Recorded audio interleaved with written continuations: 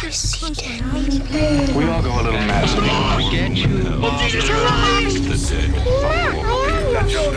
You are under destiny. Here's Johnny.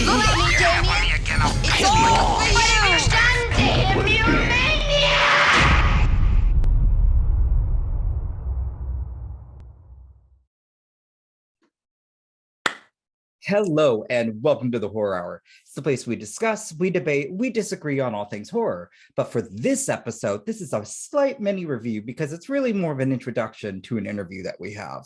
I'm really excited. We actually got the opportunity to interview Thomas Hamilton. He recently directed this really great documentary on Shudder called Boris Karloff, the Man Behind the Monster. Now, I have a confession. I only knew Boris Karloff as Frankenstein. I didn't know about all his other horror films or his other films in general. And so I really loved and appreciated this documentary to see his life before, during, and after he became a star. It was just quite eye-opening. And then also to see everything he did for just actors in general. When you find out about, well, slight spoiler in a sense, but his involvement with SAG, it's really kind of cool to see all that he did and really appreciate how much he dedicated himself to the craft. What I also enjoy about this, well, before the interview, before this documentary, is you get to see those who knew him, such as his daughter, those who were impacted by him, Guillermo del Toro, and just those that may have worked with him as well. It's a really wonderful, wonderful documentary. I implore you to watch it on Shudder. Also check out some of Boris's other films on Shudder. I know I have. I'm right. I can't believe it. Who am I? I should know better. I should have known better. But I really do appreciate this documentary just opening my eyes. And I can't wait to revisit some more classic classic films from that era, Bela Lugosi. I need to get on that. Vincent Price, I need to get on that. So, as I would say, watch the interview. We appreciate you as our listeners, our viewers. And then if you can, go watch the documentary. It is really good. I think you'll fall in love with Boris all over again if you weren't already. All right. Thanks, guys. Bye. Hi, Thomas. Hi there. I'm Yutaka. I'm one of the hosts at our podcast for the Horror Hour, and we're here to actually talk about your documentary, which I've watched a couple times now, which was very fascinating. Oh wow! Boris Karloff, the man behind the mystery. So, first off, tell me about how this got started for you. Well, my co-producer, Ron McCluskey, he's been a lifelong Boris Karloff fan, and we're talking about in the 60s. He even wrote to Boris Karloff and got a reply on one occasion. Oh, yes, wow. Yeah.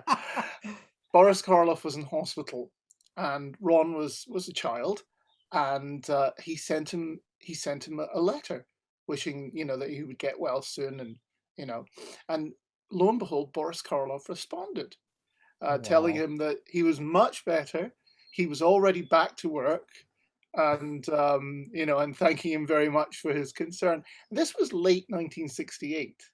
So Boris was still, he was still very much, I'm going back to work. Anyway, flash forward about, I think, 25 years. Ron starts going to various horror conventions, and gets a chance to meet Sarah Karloff. And, he's very impressed by Sarah and obviously her stories about her father. And he introduces himself, and he says to her, Sarah, one day I'm going to make a film about your father. And Sarah says, "Oh, great!" And Ron then, with basically a small video camera, starts trying to interview as many people as possible, and this goes on over a period of maybe maybe 10 or 12 years. So Oh, we're talking wow. in the 2000s. It's really it's what he's doing is really a fan's attempt at making a film, and it can only go so far because he doesn't have any funds, he doesn't have Sure. a crew or anything like Oh, that. yeah. Um, and and then in 2018, he'd been looking. He realized he needed to find a filmmaker that could make this properly happen. Hmm. And in 2018, he happened to be watching TCM, and they showed a film of mine about Leslie Howard called "The Man Who Gave a Damn." And Leslie Howard, if for anyone there that cares, was in Gone with the Wind. Hmm. So another very famous film, but very Yes. different kind. And Ron liked the film, and he sent me an email saying, just saw your film, and very, liked it very much. Would you be interested in making a documentary about Boris Karloff? I have all these contacts, and I've been in touch with Sarah Karloff and all this. And I was at that moment looking for my next project. I was Oh, wow. really, really, really wanting something that I could get my teeth into. Um, I always was a fan of Karloff's anyway. So when he said this to me, it was really a no-brainer. I thought, yes, why wouldn't I want to make a Boris Karloff film? And I also thought, I had experience with crowdfunding at this point, and Hmm. crowdfunding would really be a very interesting way to go with this because, there's lots of fans out there. And, Yes. uh, and this was what I said to Ron. I said, "Yeah, I think we can do it. We can work together, and we'll make this film." And and of course, I live in the UK, and Ron is in New Jersey, and so my wife and I were planning on staying in Toronto for a while anyway. So we went Okay. to Toronto and commuted to New York, where I filmed all this campaign stuff with Ron, and we put it all together. With it's quite funny with us sitting in front of these backgrounds with green screens with Boris Karloff pictures on them, and we're just talking away Like about this. what. Yeah, yeah, and we're just talking away about how we're going to do this film and what we're going to cover, and we're telling people about it. And the thing is, because I I don't want to be boring about this, but with campaigns, you have to kind of film all the stuff in advance. So Yeah. so we're doing all these bits where we're saying, "Wow, the campaign is going so great," and it's like your support is really touching us, and la, la, la. And so we're doing all this stuff, and Ron is a performer, and so we have this kind of Love banter this. going on through these videos, and we start the campaign, and it does go really well. And from that, uh, we were able to go to LA and film a whole bunch of interviews, and then it just kind of it went on from there. Um, and it was really we actually interviewed so many people. We interviewed 55 individuals, which is a That's colossal amount. amazing. Yeah. That's a ton. Yes, yes. The reason that we interviewed that many people, as I'm sure you've seen in the film, is we wanted as much as possible to get people that actually worked with him, but also get lots of people that would have a perspective of, a sort of critical perspective, or Hmm. fan perspective, and so that was part of the challenge of that was to get as many of those people as possible. Not all of whom are actually in the film, but you know, it gave us a lot of choices. But yes, No, that's of how it all course. started. I I mean, I know of Boris Karloff, but I didn't know Mm, this entire this documentary. I'll be honest, I kind of teared up a bit just seeing how much he was so dedicated to the craft, mm, um, and also, well, the creation of SAG that blew me away. yes. So during the interviews, for things that might not have made it, because I will go back to that, the creation of SAG, but were there some things that were just you were shocked or surprised by? Because I mean, again, this documentary was just eye-opening, and there's now several films I plan to go back and watch because I kind of Great. fell in love with the man and the actor, because he's just was a really dedicated, and I love that about somebody or an actor Yes. with that passion. Yes. Yes. He's so dedicated to his craft, and he had this what he referred to as the fire in the belly, and that was the thing that propelled him all his life, and it kept him going for 20 years when he was really getting nowhere, and he just wouldn't give up. And I mean, I didn't realize the struggle he originally had to to get to the role of Frankenstein, and then even afterwards, I think it was very fascinating how we as a horror channel, but even on Shudder, I think it was just great that we see this man that, for me, I that's all I knew, but there was so much more, and he had so much more depth. And the fact that I love that he played an arsenic and old lace on the stage, because that's one of my favorites. And I just how was it through this process, just interviewing people that have worked with him, because that was, to me, that was touching, just listening to them speak about him.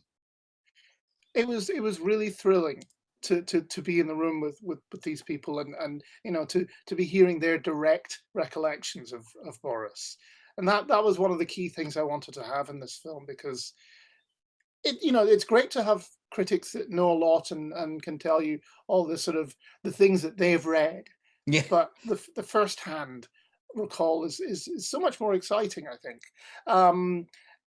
Yes, the Screen Actors Guild, that was absolutely fascinating, because we went to Screen Actors Guild, and Valerie Yaris, who we interview, who you see in the film, she's the archivist there, and she brought out all the documents. I mean, we were filming the original documents that were being signed, in the notes to Boris, saying there's a note about on Bride of Frankenstein, 6 of your fellow actors are not members of SAG.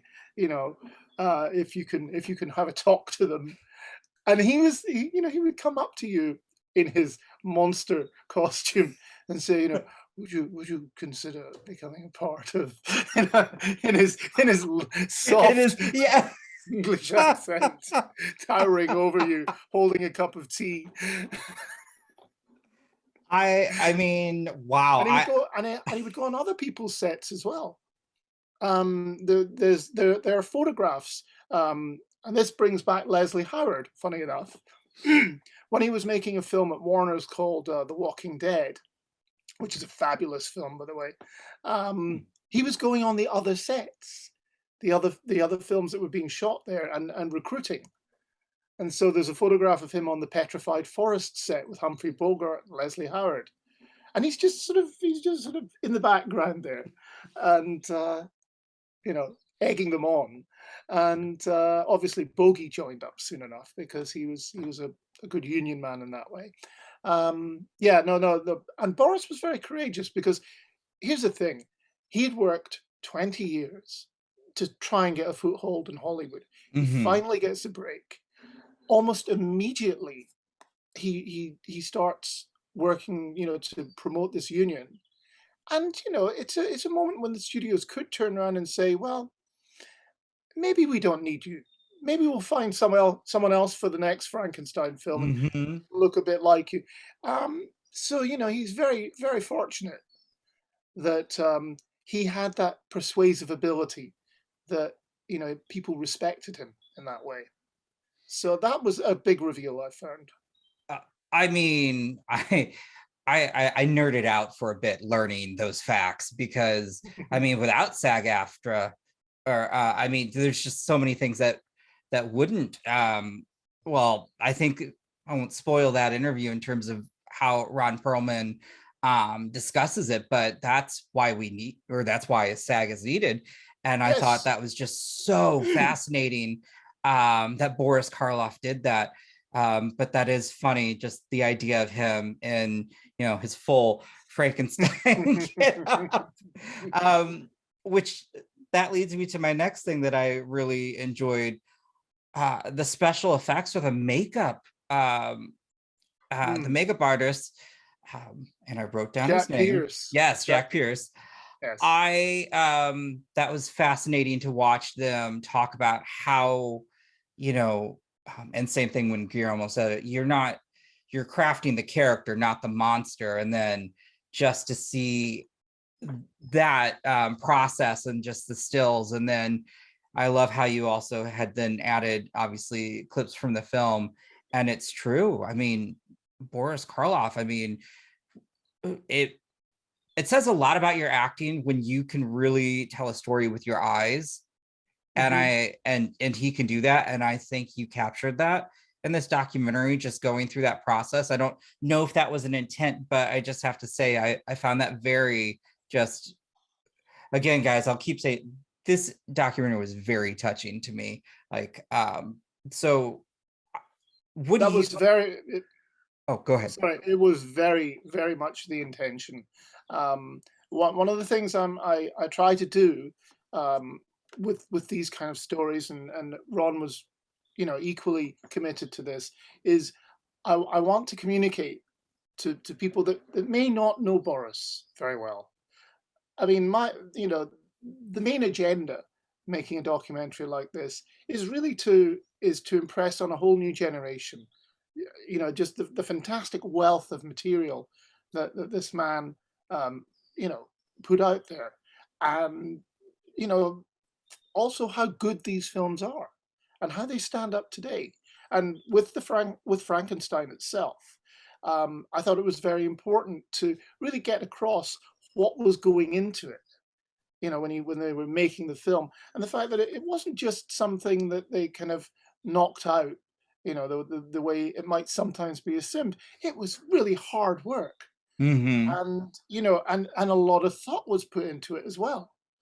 The fact that they originally had Bela Lugosi, and a totally different script, and then it just wasn't working as a project, and so they brought James Whale in, and James Whale just was, hated the script, thought, no, this has to be reworked, and astonishingly quickly, in about 3 weeks, reworked the whole thing, infused it with this really dark sense of humor, which I wanted to get the things with Fritz, when they got to the hanging body, and he's like, okay, you get it down. He goes, no. I love that.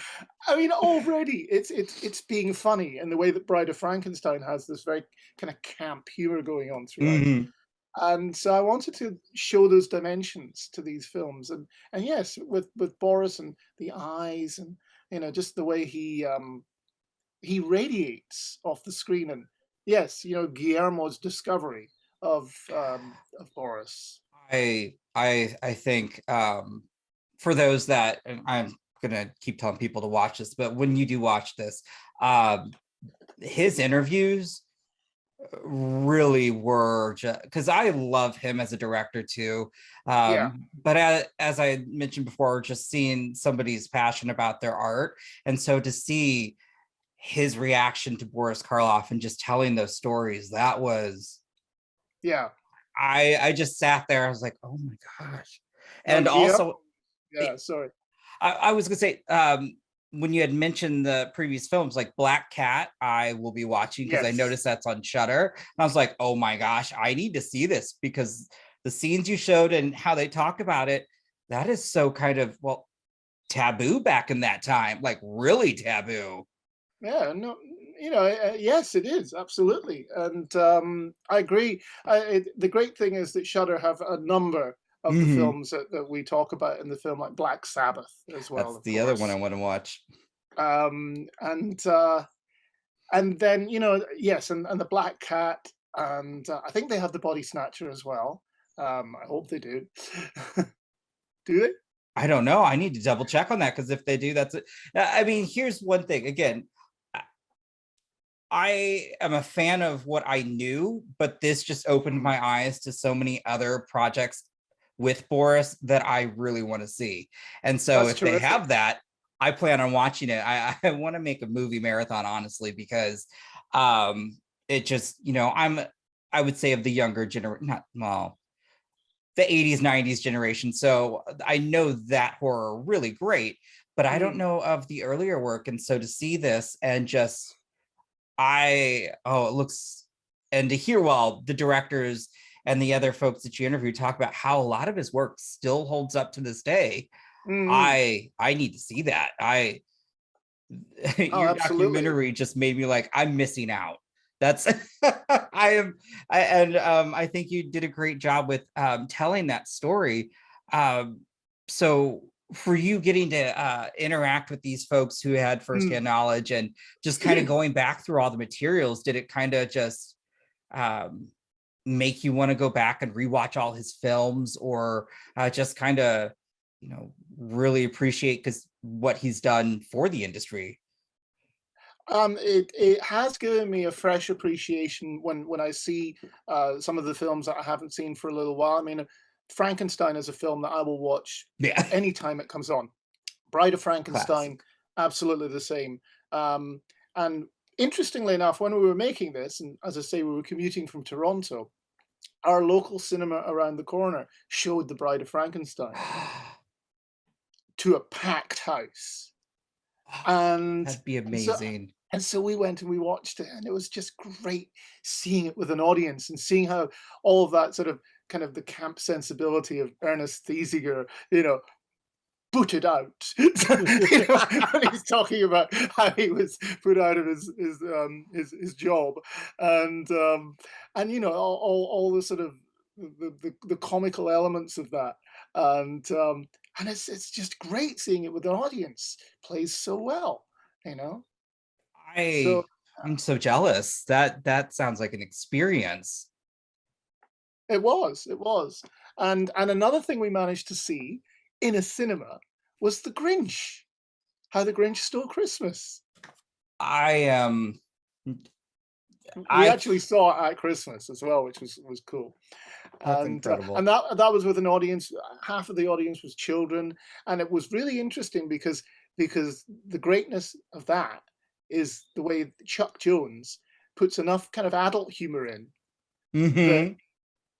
that, the kids will laugh, but they don't get all the they don't know.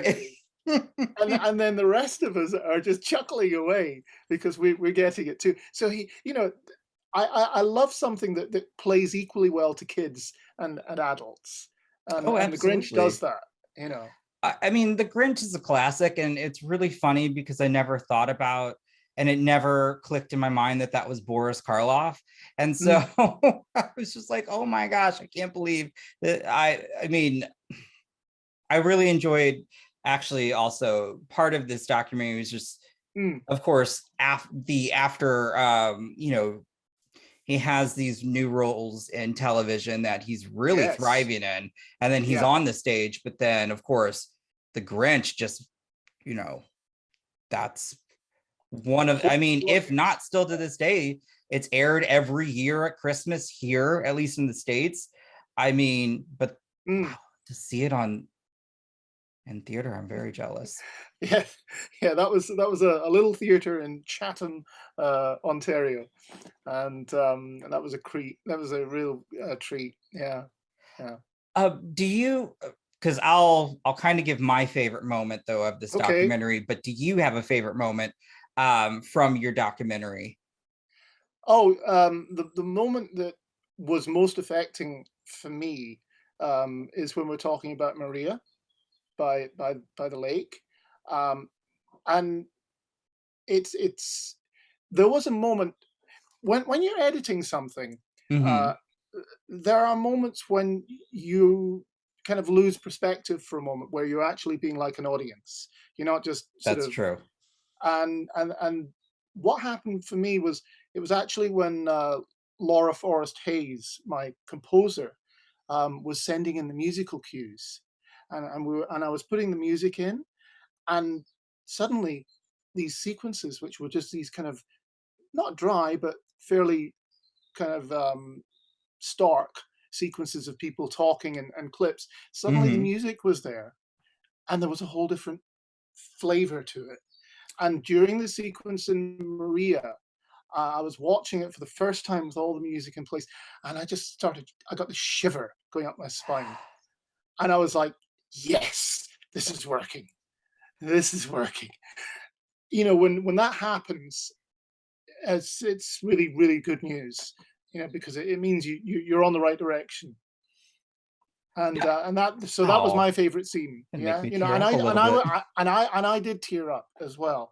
And I thought, this is going to be tough if I'm going to tear up every time the scene comes on, especially if I'm trying to work on the thing. We have to do the quality check and stuff, and I'm sitting there, but it didn't happen. I calmed down. What was your favorite moment? You're kind of making me tear up a little bit just talking about that. I'm gonna have to rewatch it. My favorite moment, because he's also one of my other favorite great horror actors of back in the day.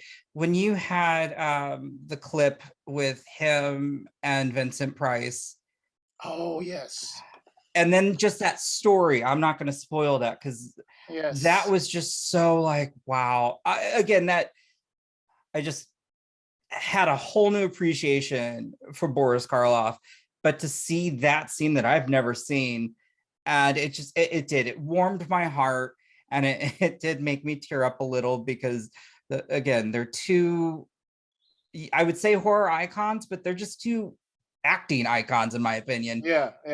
And to see that was just, yeah, huge. Like I was tearing up because I loved that.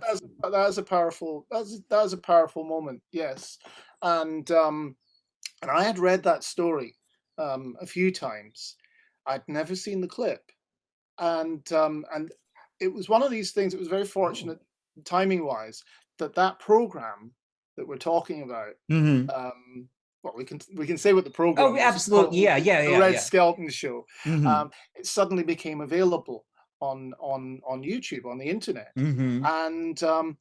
and when I watched it, and I'd read the background story. We didn't have the interview to work with it yet, but I read the story, and when I saw the moment that we're talking about, and there's this burst of applause as he walks on, and it's like, and once you know why that burst of applause is there, you go, oh, this is really a quite important moment. And I thought we have to find a way of getting this in there and illustrating it. And then we had this, Ron actually did this great interview with this. He was at a convention, and you'll notice that the interview is slightly different the way it's filmed. It was, and he was speaking to Cortland Hull, who has an interesting claim to fame. His aunts worked in Arsenic and Old Lace with Boris Karloff, Josephine Hull. So amazing. She was one of the dotty old ladies. Yeah. That's so awesome. And his father was Henry Hull. Henry Hull was the Werewolf of London in the original Universal 1935, the very first Wolfman film. And so, which was supposed to be Boris Karloff, and he didn't. He was in the middle of doing Bride of Frankenstein and didn't really fancy doing two films at the same time where he had to wear all this makeup. And he suggested Henry Hull to do it instead. So there was a case where Boris said, "Why don't you give it to this guy? He's very talented." And anyway, but yeah, so that's a good moment. I'm glad you liked that.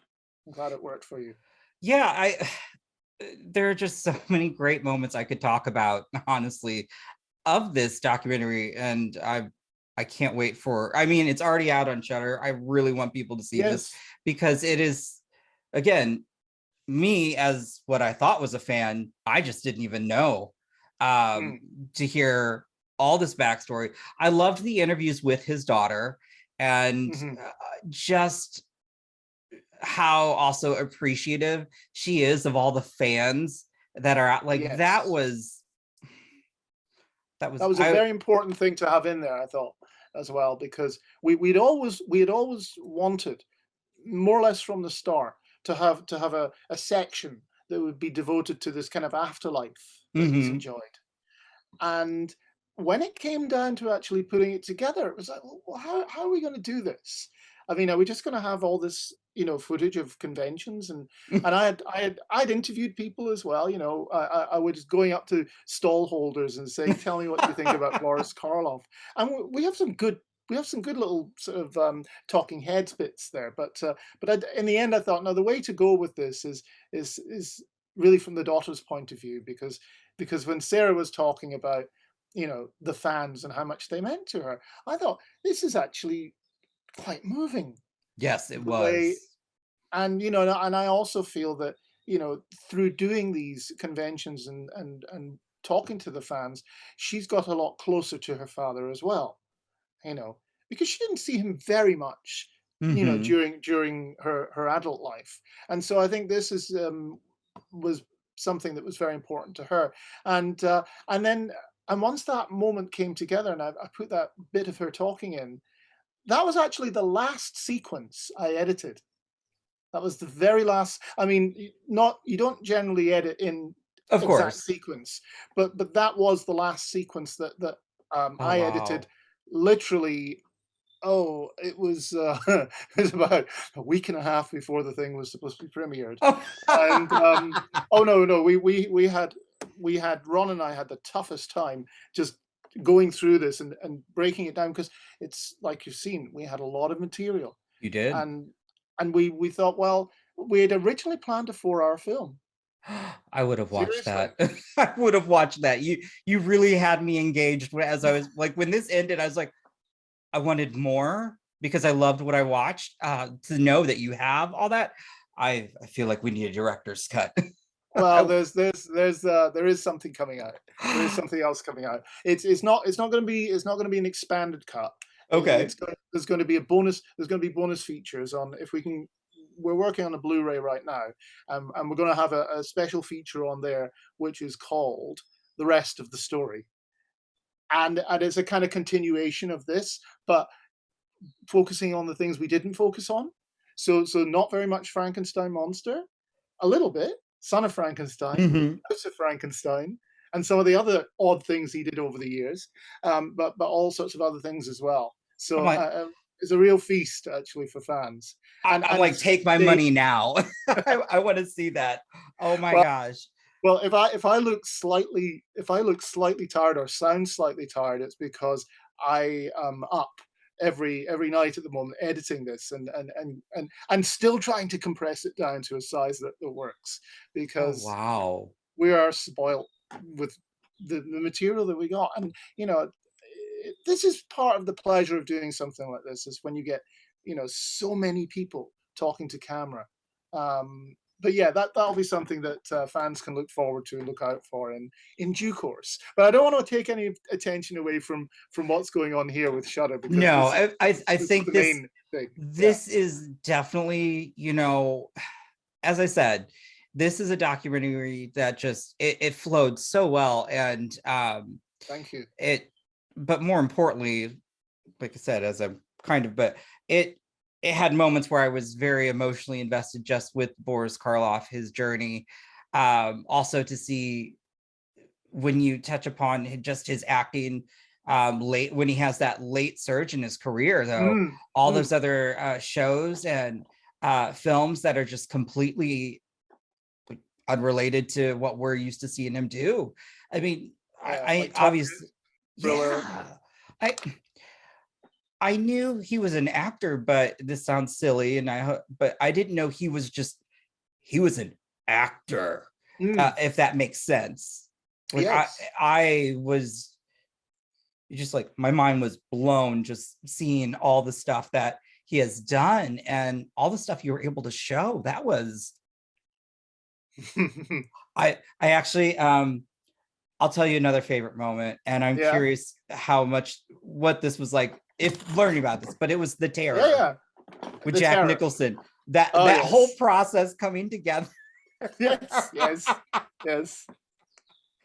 I mean, did you already know that story or Oh yes, I was very familiar with that, and it was one of the things I was fairly insistent we had to have in there, because I mean I like to get things in that are amusing. I don't want it to all just be one tone, and the Terror is hilarious. oh my gosh, Um, yeah. but one of the best bits that we didn't get in, because you have to depend really on what your interviewees say, Sure. and the bits that they tell you. One of my favorite moments, and I don't think it's spoiling it for anyone really. The terror was something that was pretty much made up as they were going along. I can't believe it got made in general.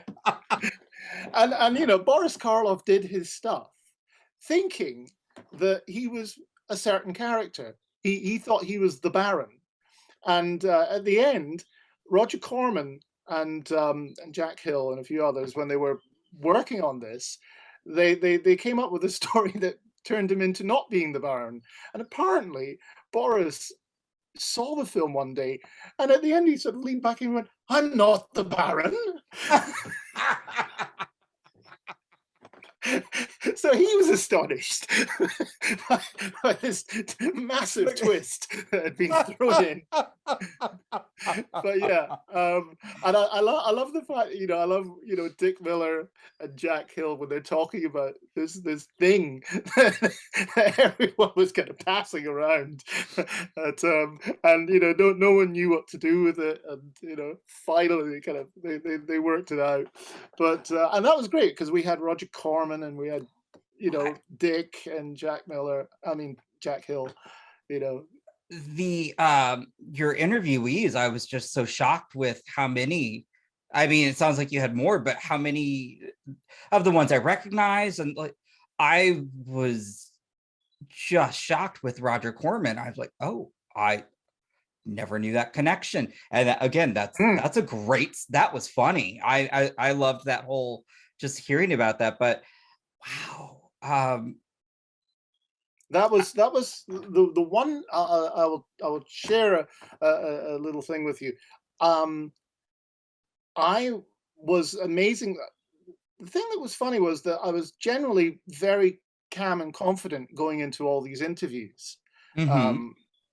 Although, you know, I was a little bit starstruck, but at the same time, it was, you know, the business of the day was to get these interviews, and so Sure. you're focused on that.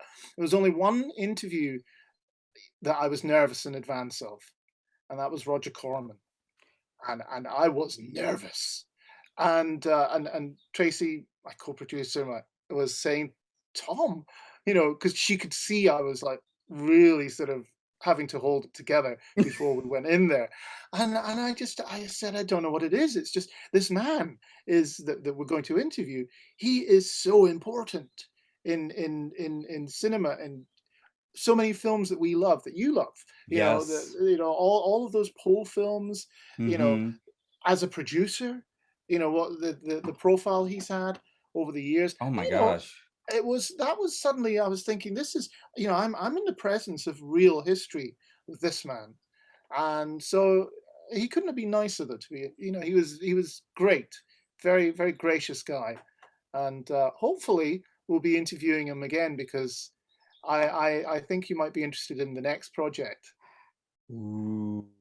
Well, I will say, yeah, between seeing Roger Corman and then you Yeah. had Guillermo del Toro, Oh yes. like you again, I get nervous just before any interview. Like I was nervous Yes. before meeting you because, and I say that because anybody's whose work has had some type of impact on me, I get Yes. nervous because I want to be respectful, but I also don't want to overly fan out because I am nerding out talking to you about this documentary. But I could only imagine sitting in front of, you know, Roger Corman or you know, so many of the folks that you interviewed and Mm, just hearing their stories, or and mhm, like you said, that was probably one of the great things about this interview is you had people who worked with them, you had fans, and you had critics. It was, mm, and you had family. It was just like this yes. had it was very well rounded. um I would like to know, in just in general, because obviously you have to edit everything out, how much footage in general did you have? Oh man, that's a good question. We had more than we should have. Let me say, because some of the interviews, I mean, sometimes you go in and you do an interview very quickly. It's Hmm. 15 minutes. And that was the case with a few interviews. Some of them were running an hour and a half. I mean, Leonard Maltin, we were there for an hour and a bit, filming, I mean, and partly because he was so interesting and engaging to talk to, and that was another case where I was fanning out a bit because this Leonard Maltin, Yeah. and he took us around his house before we started, and he was showing us all these things like the Walt Disney Treasure stuff because Oh he my was gosh. involved in that, which was like and I was like, oh, I have that whole collection, and then and he had all these artworks and everything from Hollywood, original artworks. He had this big painting of John Barrymore on his wall as I walked in, and that was, this is the fan in me, right? I walked in, and the first thing I said was, "Oh my God, you've got the painting of Barrymore," and he looked at me and he went, "You know that?" So from that moment onwards, he knew I knew my stuff, you know. So I think that always helps in a way. I don't think there's any harm letting out your inner geek a little bit, as long as you can rein it in when you're actually doing the work itself. But yeah, no, that was meeting those people was really, really incredible. How much footage did we have? Oh, all right. I think we had pushing 70 hours of interview material. And and how much time did you have to get that all together? Because it sounds like you were saying you were kind of finishing up right down to the wire. Well, here was the thing. It was a massive amount of material, as we say, and it was shot over a couple of years Of because course. we started filming properly in July 2018. The very last interviews were being filmed on Zoom Of course. in summer of 2020, 2021, in fact, because I was filming Kevin Brownlow. I was filming some extra material with him. The tape recorder. When you see the tape recorder going around, that's Kevin Brownlow's own tape recorder, which he recorded Boris Karloff on. And I thought, well, I know he has that, and he lives quite locally. So I went around there one day and just filmed him. And then I did things like I went to the place where Boris Karloff is interred, and did a little filming there. That was last summer as well, and that was very touching. In fact, being actually at his graveside, that was very powerful. You know, I sort of I actually at one point I stopped the camera and just sort of sat there and sort of conferred with Boris and just said, I hope you like what we're doing here. I hope you enjoy this because it matters a lot to me in that sense. But I needed, as much as Ron needed a filmmaker to bring all this to life, I needed an editor with a different objective, a different sort of perspective, Sure. really to bring it down because I, in some ways, couldn't make the choices. And Oh, so okay. I worked with this wonderful editor called Anure, and she and I worked together from probably June last year, and we had the deadline to deliver it by September. Well, actually by August, but I pushed the deadline back because we had to. So we really only had 3 months of fully working on it. I had completed, edited about a third of the film before that, up to the old dark house. So all that material, the Frankenstein Maria stuff, I'd got that together, but it had taken a while. I can edit, but I'm not a fast editor. So that was what happened, and I couldn't sleep at nights because I was thinking, how are we going to get this down to 100 minutes? How are we going to do this? Because we were halfway through and we already had 100 minutes. We were at Bride of Frankenstein and we had Oh 100 my minutes, and we're like, goodness. how do I tell the rest of the thing? So it was a challenge, and it was a thrill once you actually make those decisions that enable you to get it down. And then the important thing is what you said earlier on. You said it moves. It moves. It has a good pace. It does. It really does. And that's Yeah. important, because not rushed, but taking enough time over things. That's what you want. You want that sort of that happy medium. And one of the things that I keep reading and hearing is people saying it's very short. It's not very short. It's 100 minutes. That's in my books is quite substantial. But I'm pleased that people think it's short.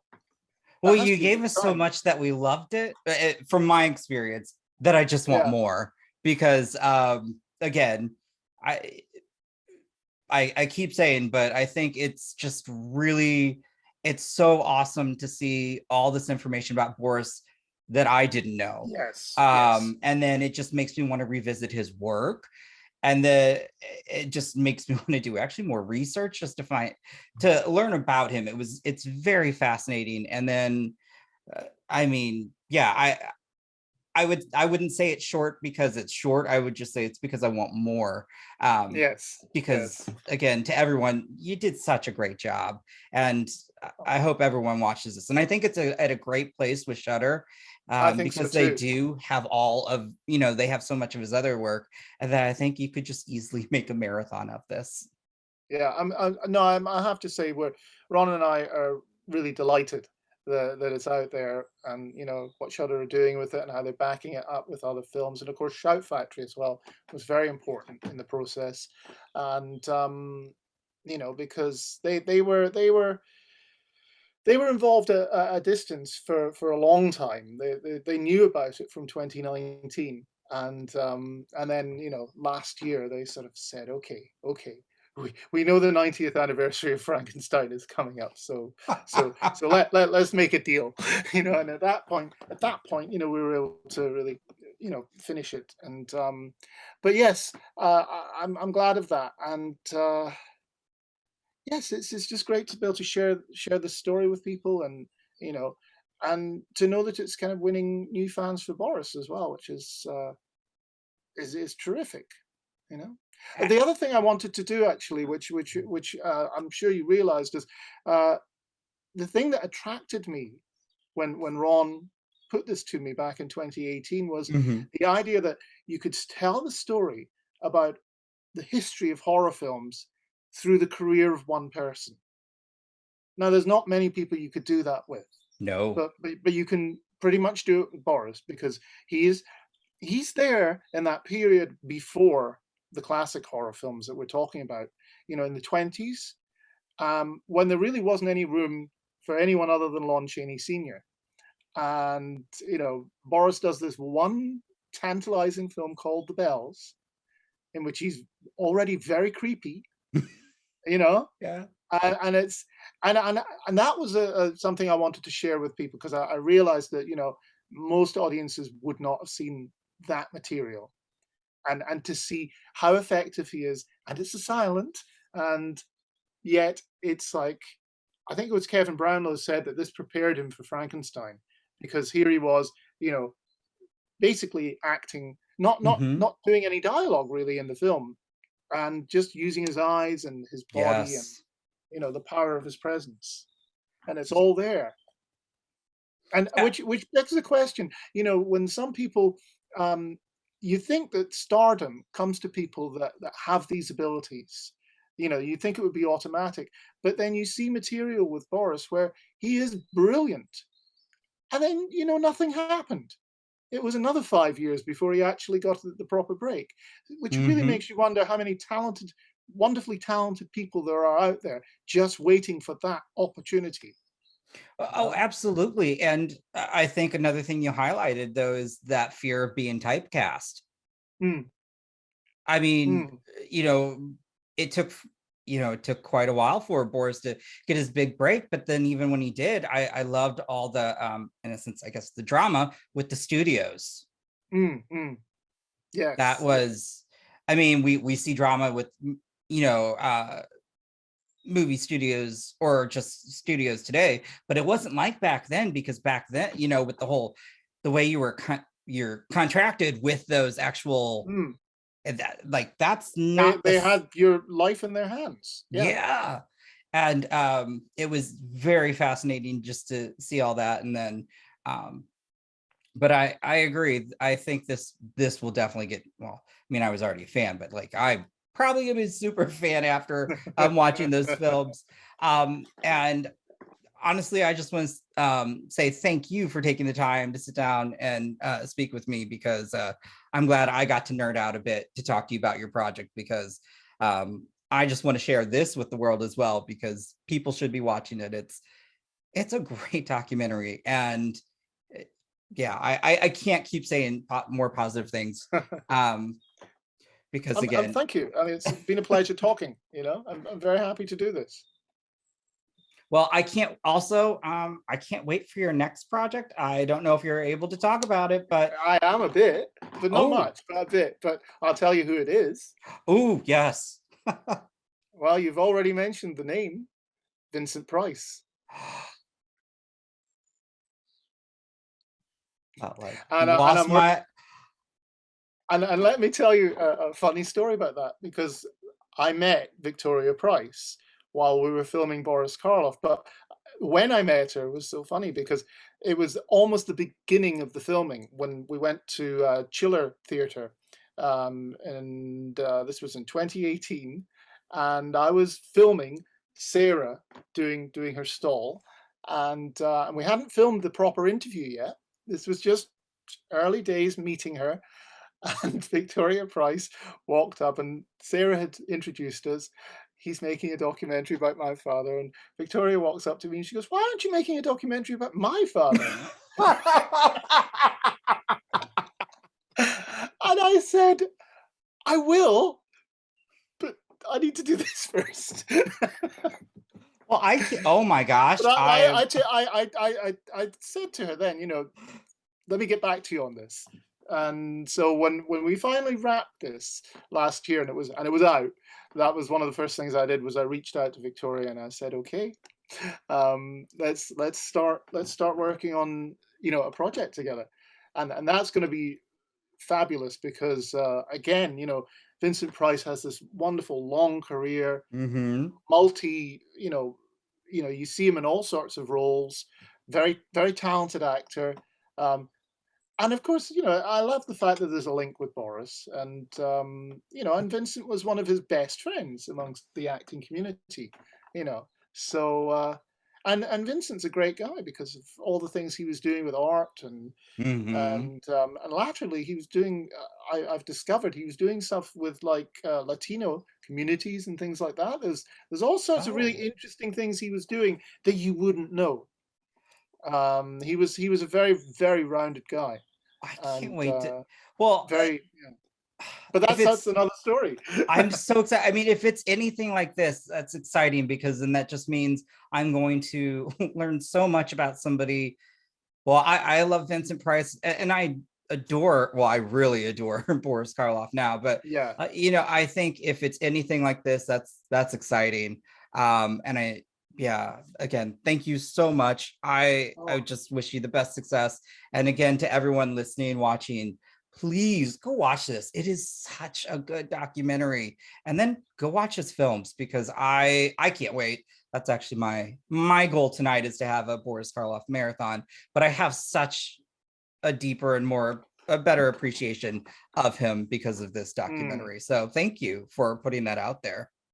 Oh, you're very welcome. You're very welcome. It's been great talking, and everyone keep watching his films. Yes. Discover for yourselves. You have been listening to the Horror Hour. See you next time.